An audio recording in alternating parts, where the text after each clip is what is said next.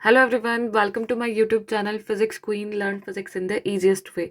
आज हम एक प्रैक्टिस क्वेश्चन करने वाले हैं हेड ऑन कोलिजन से रिलेटेड। एंड इससे रिलेटेड एक बहुत ही अच्छा इंटरव्यू क्वेश्चन भी यहाँ पे हम डिस्कस करने वाले हैं। सो काफ़ी सारे कंसेप्ट्स जो हैं आपके क्लियर होंगे। सो देखिए, find the fractional decrease of kinetic energy of a particle of mass m1 when a head on collision takes place with another particle of mass m2 initially at rest. तो यह condition given है कि initially collision से पहले मास m2 वाला particle rest पे है और m1 वाला जो पार्टिकल है वो u1 वेलोसिटी से आ रहा है and that is having some kinetic energy.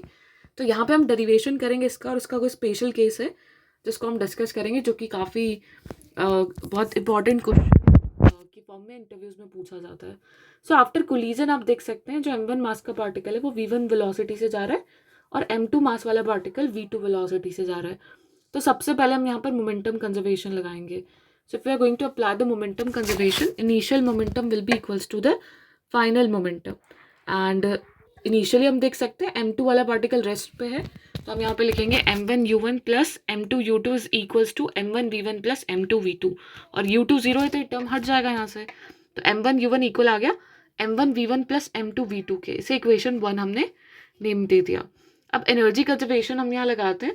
So you can check here that half m1 u1 square, और सेकंड पार्टिकल रेस्ट पे है तो उसके पास कोई काइनेटिक एनर्जी होगी नहीं, and half m1 v1 square plus half m2 v2 square. ये हमारी इक्वेशन 2 हो गई एनर्जी कंजर्वेशन की। अब फ्रैक्शनल लॉस हमें निकालना है in the kinetic energy of the particle.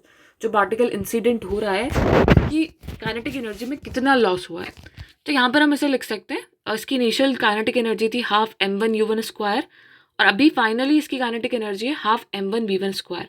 तो दोनों का जो डिफरेंस होगा वो लॉस को रिप्रेजेंट करेगा, और फ्रैक्शनल लॉस के लिए हम हाफ m1 u1 स्क्वायर से फिर से डिवाइड कर देंगे। तो यहाँ से देखिए, इस इक्वेशन से half m1 u1 square minus half m1 v1 square को हम हाफ m2 v2 स्क्वायर लिख सकते हैं डायरेक्टली। तो यहाँ से देखिए हाफ कैंसिल आउट हो गया, and m2 upon m1 and v2 by u1 का होल स्क्वायर हमें जो फ्रैक्शनल लॉस मिल रहा है काइनेटिक एनर्जी में उसको रिप्रेजेंट कर सकते हैं। अभी हमें यहाँ पर v2 और u1 में एक रिलेशन निकालना है, एंड उसके बाद में काम हो जाएगा। तो एनर्जी कंजर्वेशन से हम लोग क्या लिख सकते हैं, हाफ m1 u1 स्क्वायर इस साइड में लेकर आ जाऊंगी, minus half m2 v2 square को, क्योंकि मुझे u1 और v2 में रिलेशन निकालना है, and equals to half m1 v1 square. तो v1 को किसी भी तरीके से मुझे एलिमिनेट करना है। तो इस इक्वेशन से v1 को क्या लिखा जा सकता है, m1 u1 minus m2 v2 upon m1। तो यहाँ v1 को देखिए लिख लिया मैंने, m1 u1 minus m2 v2 upon m1, और इस पूरे का होल स्क्वायर। तो 1/2 m1, इस m1 को m1 स्क्वायर आएगा outside, so 1/2 m1 will be here, and इसका होल स्क्वायर कर देते हैं, m1 square u1 square plus m2 square v2 square minus 2m1 u1 and m2 v2। अब देखिए यहाँ पर इसको ओपन करेंगे यदि हम, तो हमें मिलेगा यहाँ से ये एज इट इज लिख लिया हमने यहाँ पर, half m1 u1 square minus half m2 v2 square, and it's equals to half m1 u1 square plus half m2 square upon m1 v2 square minus m2 u1 v2। ये सबको हमने 2m1 से divide कर दिया, तो ये term जो है यहाँ पे कैंसिल आउट हो गया, एंड यहाँ से हम इसको इस साइड लेकर आ गए, m2 u1 v2 is equals to half v2 square common ले लिया, तो यहाँ से आ गया m2 स्क्वायर बाई m1, और यहाँ से आ गया प्लस का m2। तो अभी क्या करा, यहाँ से हमने बस v2 बाई u1 हमें निकालना है, तो एक v2 यहाँ से कैंसिल हो चुका है, और v2 बाई u1 जो होगा वो 2m1 m2 upon m2 square plus m1 m2 आ गया, फिर से m2 कॉमन लेके ये भी कैंसिल आउट हो गया, तो v2 बाई u1 हमें मिल गया है 2m1 upon m1 plus m2। तो यदि एक पार्टिकल रेस्ट में है और पहला पार्टिकल किसी एनर्जी काइनेटिक एनर्जी के साथ इंसिडेंट हो रहा है दूसरे पार्टिकल पे, तो हम यहाँ पर उसे रिलेट कर सकते हैं इन दोनों की वेलोसिटीज़ को, इस relation in terms of masses. तो काइनेटिक एनर्जी का जो फ्रैक्शनल लॉस है वो था m2 by m1 into v2 by u1 का होल स्क्वायर। तो v2 बाई u1 का होल स्क्वायर कर दीजिए, तो 4m1 square upon m1 plus m2 का स्क्वायर, तो m1 कैंसिल हो गया, 4m1 m2 upon m1 plus m2 का होल स्क्वायर आपको यहाँ पर काइनेटिक एनर्जी मिल गई है। So this is fractional loss in kinetic energy, loss in kinetic energy of incident particle।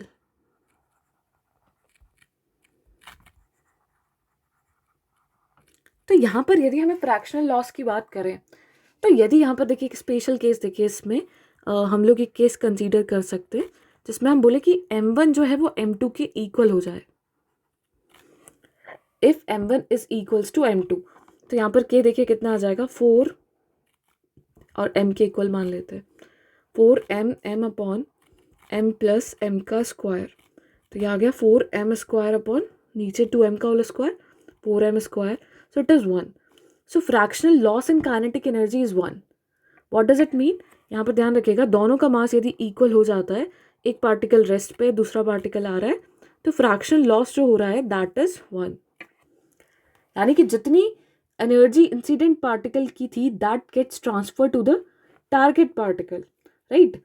तो यहाँ पर हम इसको एज अ स्टेटमेंट लिख देते हैं कि इस केस में यदि मासेस इक्वल हो जाते हैं, in that condition all the energy, क्योंकि पूरा लॉस हो गया ना, तो जितनी एनर्जी थी इंसिडेंट पार्टिकल की, all the energy of incident particle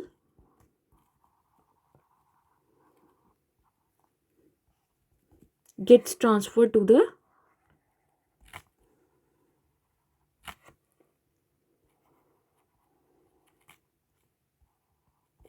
the target particle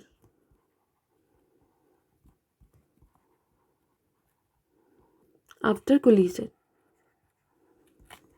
right. तो इस कोलिजन की प्रोसेस में क्या हो रहा है, जो इंसिडेंट पार्टिकल है उसकी पूरी काइनेटिक एनर्जी जो है वो जो पार्टिकल रेस्ट पे था, जिस टारगेट पे उसे इंसिडेंट किया गया था, उसको कंप्लीटली ट्रांसफर हो जाती है. तो यहाँ जो इंटरव्यू में क्वेश्चन पूछा जाता है that is the most important question, why hydrogen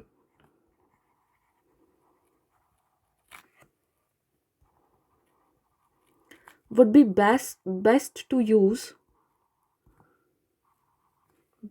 to be used for slowing down neutrons in thermal reactions.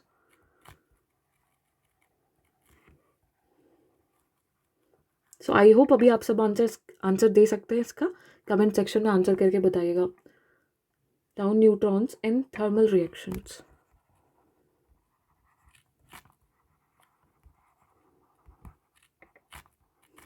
है ना. तो अभी हम इस कोलिजन के केस से क्या समझे कि यदि दो पार्टिकल, एक पार्टिकल रेस्ट पे दूसरा पार्टिकल उस पर इंसिडेंट किया गया है, तो उस कंडीशन में क्या होगा, वो पार्टिकल अपनी पूरी एनर्जी को ट्रांसफर कर देगा टारगेट पार्टिकल पे. तो जो हाइड्रोजन एटम है, तो इसका आप आंसर क्या करेंगे कि जो हाइड्रोजन एटम है that is basically A proton. 1H1 जो है वो एक प्रोटॉन को रिप्रेजेंट कर रहा है, and mass of proton is almost equals to mass of neutron. तो जब मास दोनों का इक्वल है, so the energy of incident neutron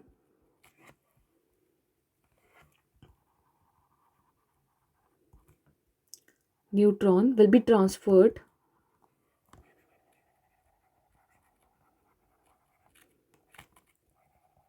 to the hydrogen atom, and neutron will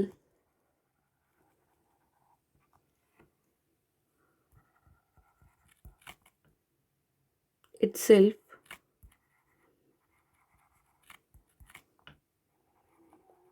slow down to low energy thermal neutrons, right. तो जितनी भी extra उसको energy मिली, kinetic energy, वो हाइड्रोजन एटम को ट्रांसफर कर देगा और खुद वो लो एनर्जी वाले थर्मल न्यूट्रॉन्स में जो है वो कन्वर्ट हो जाएगा, स्लो डाउन हो जाएगी उसकी खुद की स्पीड, क्योंकि उसकी काइनेटिक एनर्जी का पूरा जो मोड होगा वो ट्रांसफ़र हो जाएगा हाइड्रोजन एटम को. तो एक्स्ट्रा जो भी काइनेटिक एनर्जी उसे मिली है वो हाइड्रोजन एटम को ट्रांसफ़र कर देगा और खुद वो जो है स्लो डाउन हो जाएगा इनटू ए लो एनर्जी थर्मल न्यूट्रॉन. तो ये काफ़ी पूरा बार पूछा जाता है कि जो हाइड्रोजन एटम है वो हम क्यों यूज़ करते हैं न्यूट्रॉन्स को स्लो डाउन करने के लिए इन न्यूक्लियर रिएक्शंस. तो यहाँ पर आपको ध्यान रखना है that will be the reason. By mathematically expression you can also represent and आप प्रॉपरली प्रूव कर सकते हैं कि जो काइनेटिक एनर्जी का जो फ्रैक्शनल लॉस होता है that will be maximum when both particles are having same masses. So I hope आप लोग को अच्छे से समझ आया होगा ये कंसेप्ट, और कमेंट करके पहले आंसर कर देंगे तो बहुत बढ़िया रहेगा कि आप लोग को कितना जो है वो कंसेप्चुअली चीज़ें समझ आई. Thank you everyone. And guys one more thing, आप लोग यदि अनअकैडमी पे लाइव पढ़ना चाहते हैं, अभी जो है डिटेल कोर्सेज स्टार्ट हो चुके हैं दिसंबर 23 के लिए, तो आप मेरा कोड सुरभि लाइव यूज़ कर सकते हैं। अभी मैक्सिमम 25% डिस्काउंट चल रहा है and that is only for today. आज रात को 12 बजे तक ही ये डिस्काउंट रहने वाला है। After that you will get 5% discount on using this referral code. Thank you so much.